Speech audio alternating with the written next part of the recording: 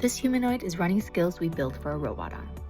What you're watching is a Unitree Humanoid, moving through a visualized industrial environment on its own, picking up totes, carrying them, and placing them on warehouse shelves. It's long horizon local manipulation running end-to-end autonomously. Here's what's actually going on underneath. The Telekinesis Agentic OS is built around skills, reusable building blocks for perception, motion, and planning that get composed into full workflows for things like manufacturing and logistics. We originally built our skill library for industrial manipulators.